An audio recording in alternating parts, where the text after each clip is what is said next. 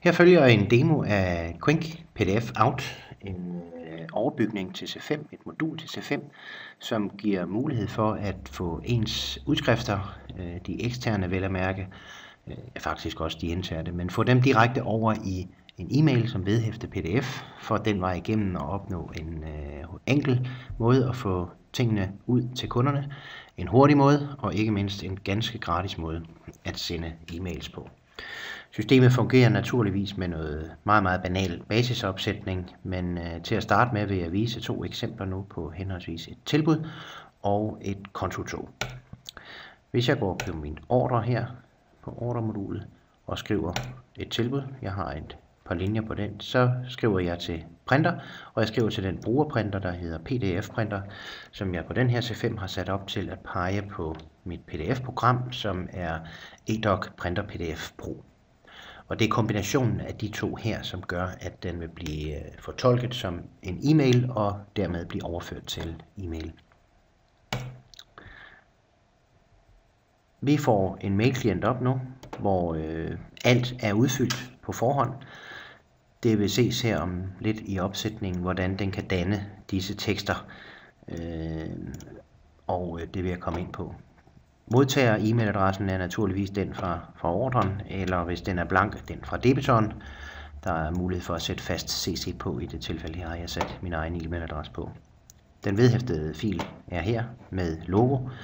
Her er det så en standard C5 tilbudsformular, som naturligvis skal tilpasses, for at den ser ordentlig ud. Der er også for tilbuddet her sat op, at den skal vedhæftes, altså forretningsbetingelser. Nu vil jeg ikke trykke send. Det kan jeg lige gøre, hvis jeg lige ændrer den her, for det var en testadresse. Så vil jeg trykke send, og så skulle den meget gerne dukke op på min indbakke her lige om et kort øjeblik. Man kunne også tage et eksempelvis kontotog, som standard i C5 ligger her. Og vi vælger en kunde, og vi vælger OK, og igen printer, PDF-printer, OK, og så kommer den så over til mailen igen. Læg mærke til, at den her står på engelsk nu, og det er fordi systemet også understøtter flere sprog. At hvis debitoren er tysker, englænder, dansk, hvad der nu er sat op, jamen i det omfang man opsætter Qwink PDF Out til at håndtere flere sprog, jamen så vil den kunne håndtere de sprog, man nu bruger. Opsætningen er, som tidligere nævnt, ganske enkel, ligger hernede under debitor, tilpasning, parameter og opsætning. Og her ser man et skærmbillede, som består af de udskrifter, som standard findes i C5. Og der er lidt fra ordre projekt, og så er der lidt fra en bogholderivinkel med kontotog, rykker, rentenota. Og endelig er der mulighed også med en indkøbsrekvisition.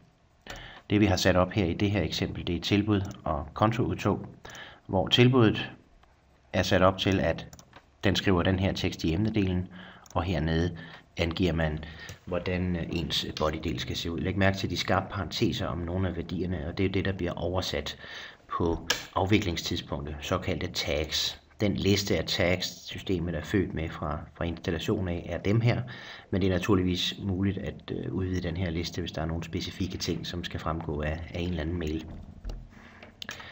Feltet herover er en simpel tæller, som tæller op hver gang man anvender den her i mail-sammenhæng, og den vej igennem kan man tage sin lommeregner efter en uge eller en måned og regne sig frem til sin besparelse. Attachment på tilbud skriver vi salgs- og forretningsbetingelser med ud. Jeg har sat mig selv op som fast CC. Som sagt tidligere her, så er der understøttelse af flere sprog. Det her det er standardsproget. Hvis jeg kigger på engelsk, jamen så vil man kunne se, at tingene er oversat til engelsk også.